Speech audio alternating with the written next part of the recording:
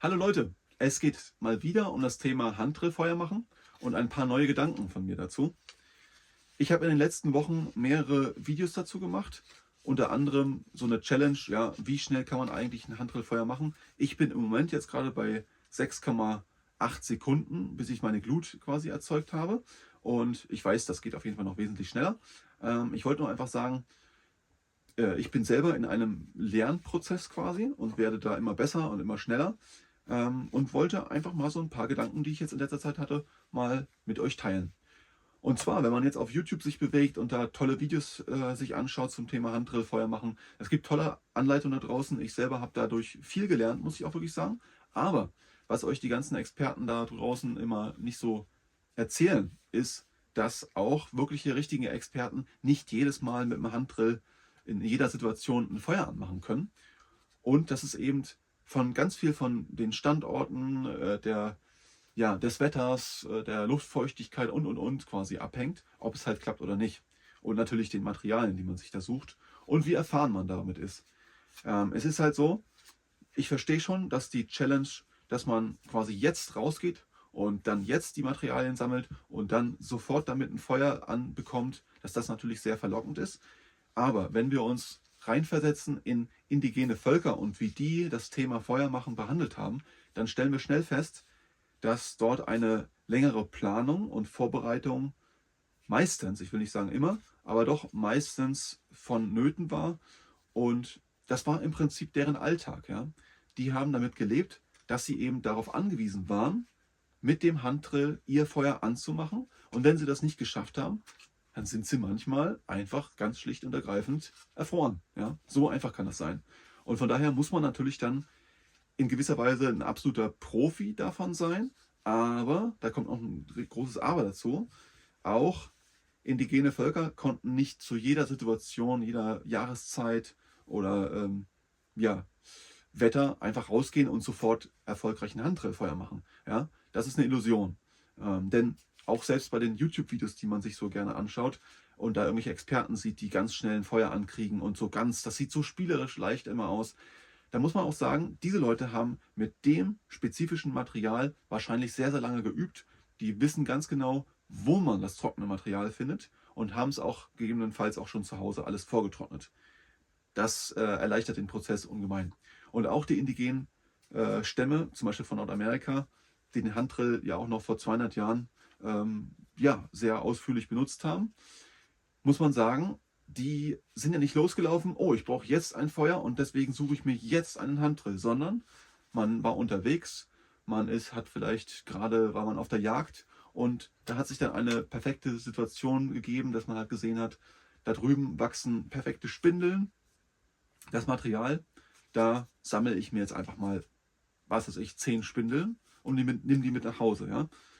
Und dann geht man vielleicht ein Stück weiter und dann sieht man da eine alte Pappel oder eine Juckerpflanze, und dann nimmt man sich davon wieder ein Stück Holz mit und hat dann das Board dafür. Ne? Also einfach die Brettchen als Unterlage.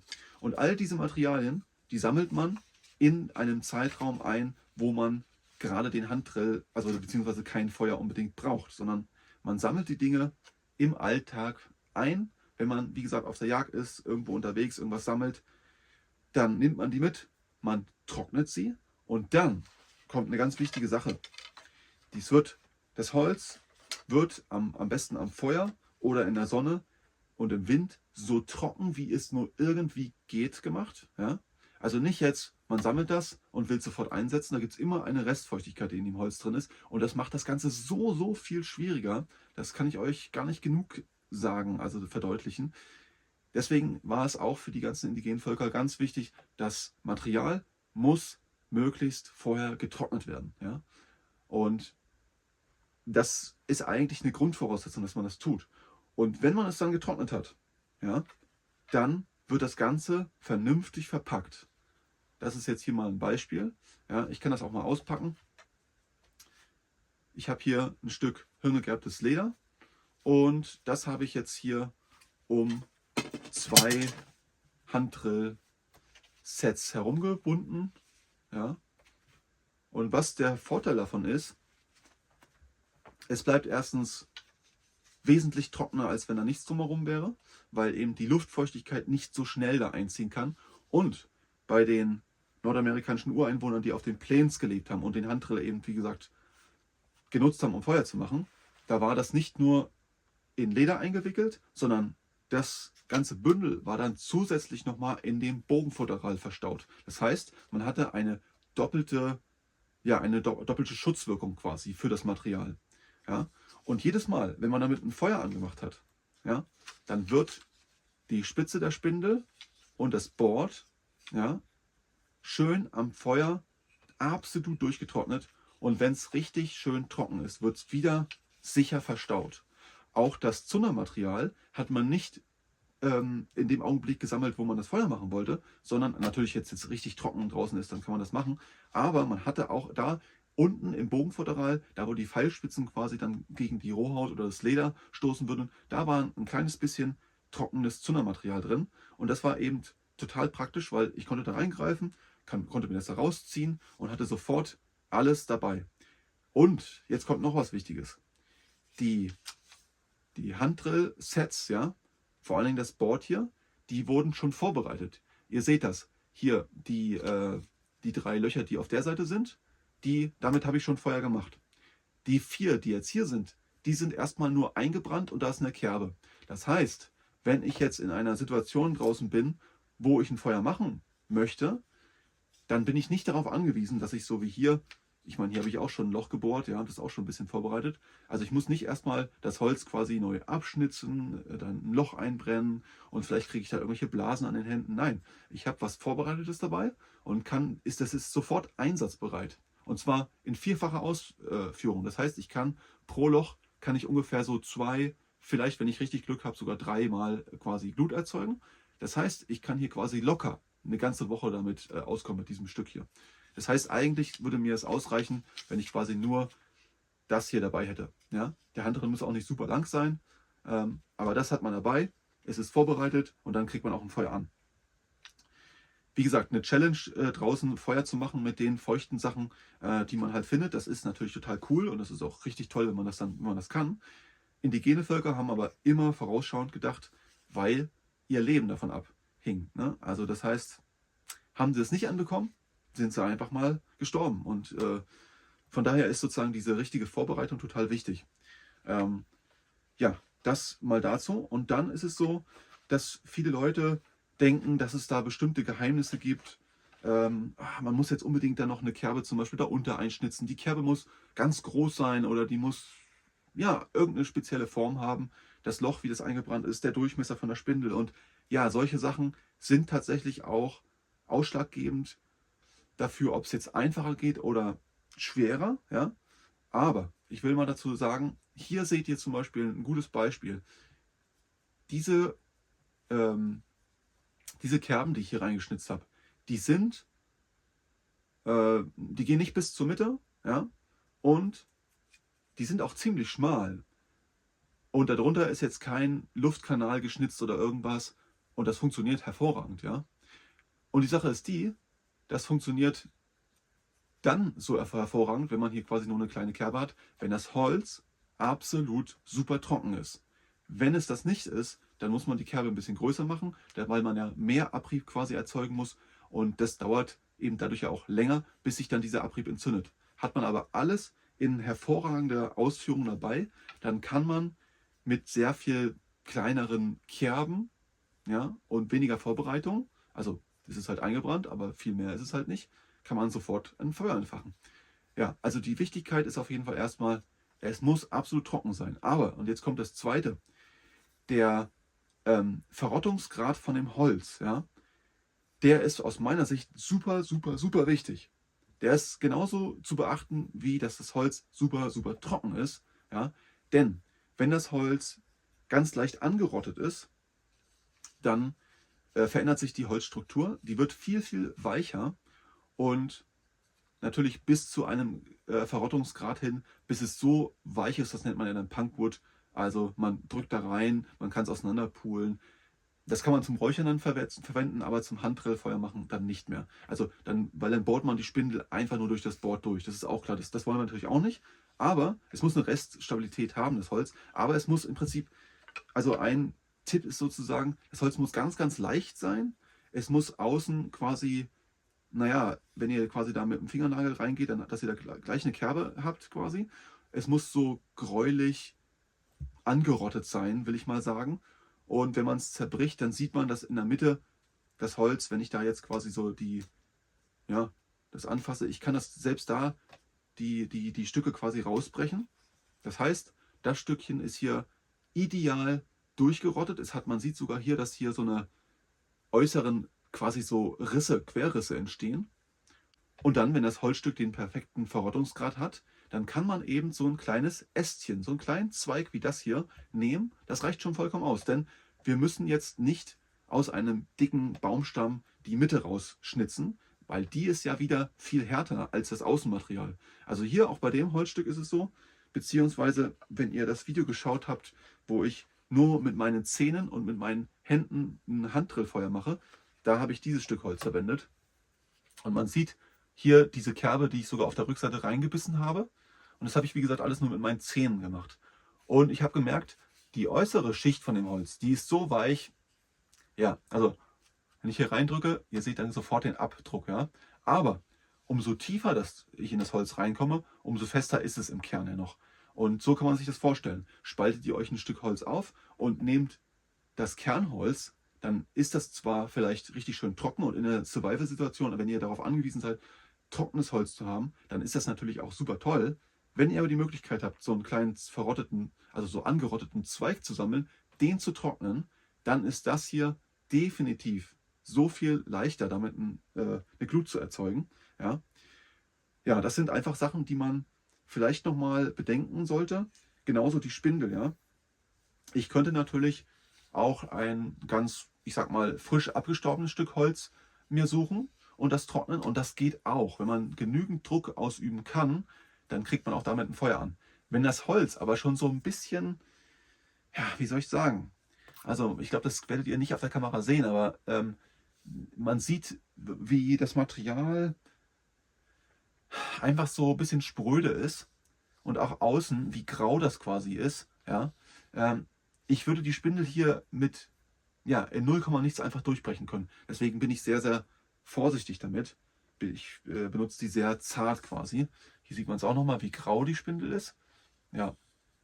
Also der Verrottungsgrad sollte beachtet werden und da würde ich euch raten, wenn ihr jetzt diese ganzen Tipps hier umsetzen wollt, dann macht Folgendes. Sammelt doch einfach mal zu verschiedenen Jahreszeiten verschieden verrottetes Material. Total verrottet ist natürlich auch schlecht, ne? Wenn es komplett brüchig ist, sodass ihr die Spindel ansetzt und die bricht einfach weg, dann macht es natürlich auch keinen Spaß, das ist logisch. Aber sucht euch mal verschiedene Materialien in verschiedenen Ausführungen und probiert es einfach mal aus, weil dann werdet ihr sehen, wie viel Abrieb entstehen kann. Ich zeige euch mal hier die Spindel zum Beispiel. Ja? Das ist jetzt hier vom Rohrkolben. Ja? Und das ist unglaublich weich. Also das Holz, das bricht ganz, ganz schnell durch. Das hier unten fasert das ganz schnell aus, weil es einfach, ja, ist sehr, sehr instabil. Dafür habe ich aber mit dem Material, weil es halt so super weich ist, super schnell auch Abrieb. Ja? Also ich kann in 0, nichts damit eine relativ große Abriebmenge erzeugen. Das kann vorteilhaft sein, das kann auch Nachteil sein. Nachteil wäre es zum Beispiel, wenn ihr nicht so viel Erfahrung habt, würde ich euch das hier vielleicht nicht unbedingt empfehlen, sondern weil man muss die Spindel schon sehr gerade halten.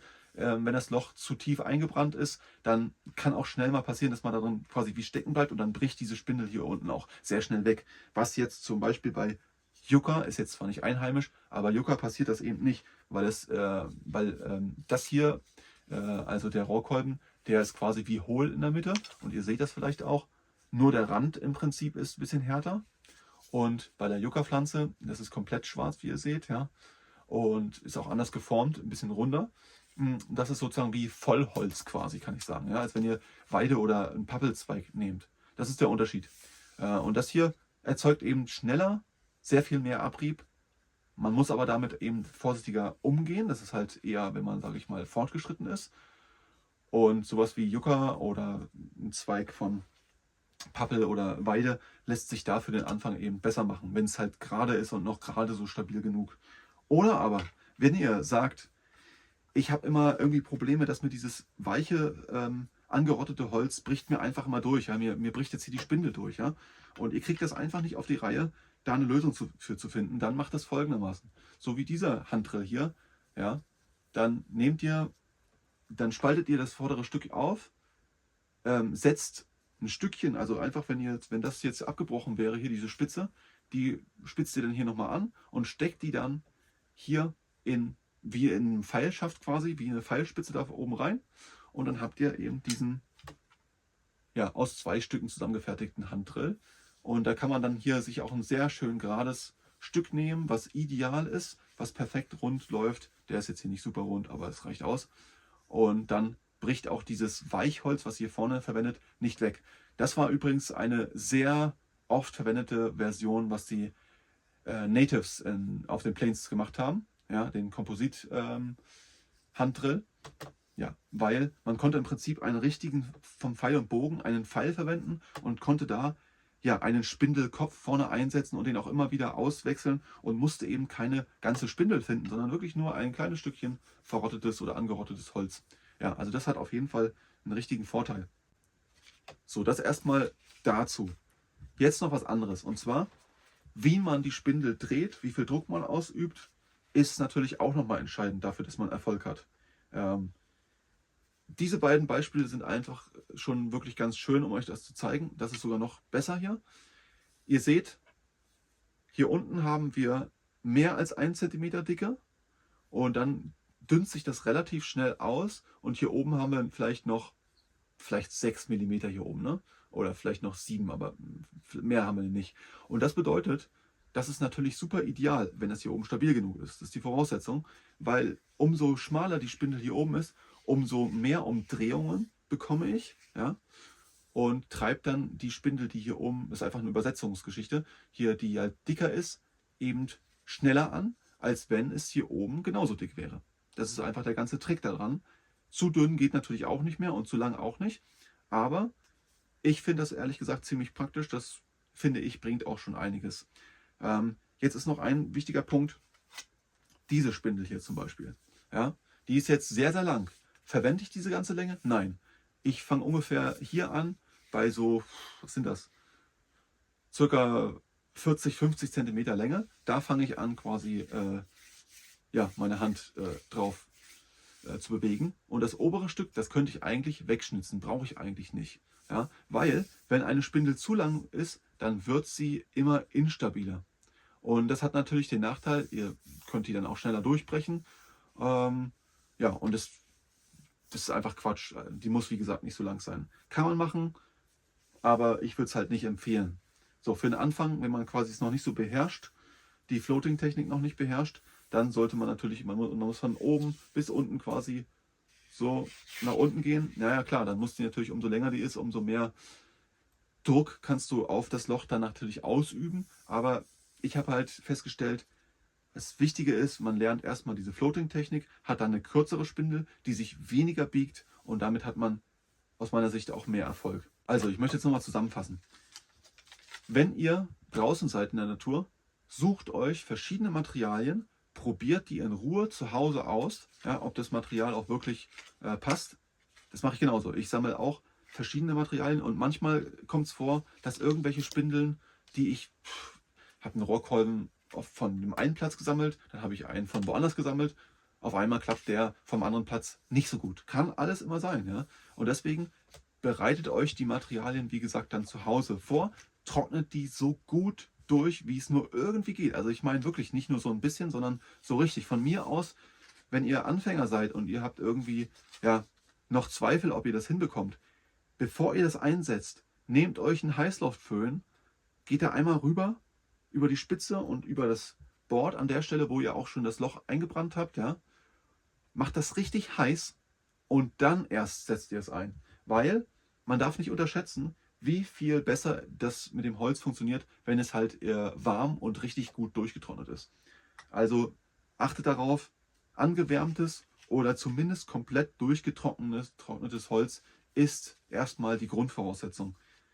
Dann packt das Zeug so gut wie es irgendwie geht in Plastik von mir aus auch, oder ich habe es halt jetzt hier, weil ich das alles immer auch mit altertümlichen Materialien machen möchte, habe ich es natürlich jetzt hier in Hirnleder eingepackt.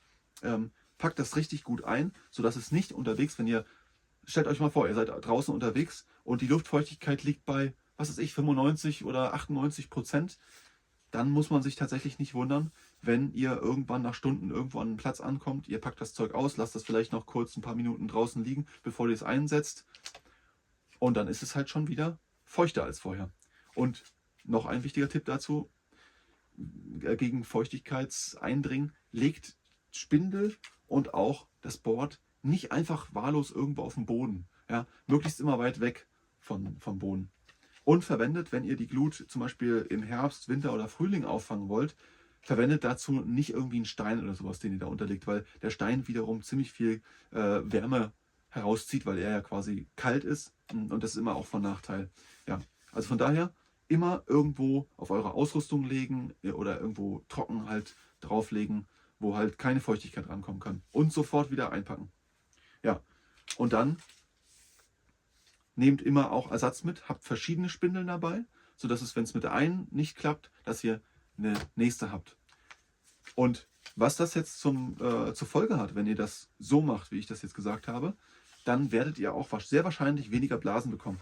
Denn der Punkt ist einfach der: Ist das Holz feucht oder sogar schon ein bisschen nass, oder habt ihr nicht das richtige Holz gesammelt, ist es nicht verrottet genug, zu frisch, was auch immer, dann wird es immer, drittens quasi, wird es immer bedeuten, dass ihr viel mehr Druck, viel mehr Power ausüben müsst, bis der Abrieb sich entzündet.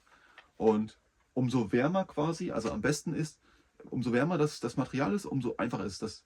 Vor allen Dingen wäre es halt so, wenn ihr draußen irgendwo am Lagerfeuer sitzt und ihr wollt einfach zum Spaß euch mit dem Handdrillfeuer beschäftigen, ihr wollt das nochmal ein bisschen üben, dann, bevor ihr es ausprobiert, legt das ans Feuer, trocknet das richtig schön durch und setzt es dann, wenn es richtig schön aufgewärmt ist, dann setzt ihr es ein.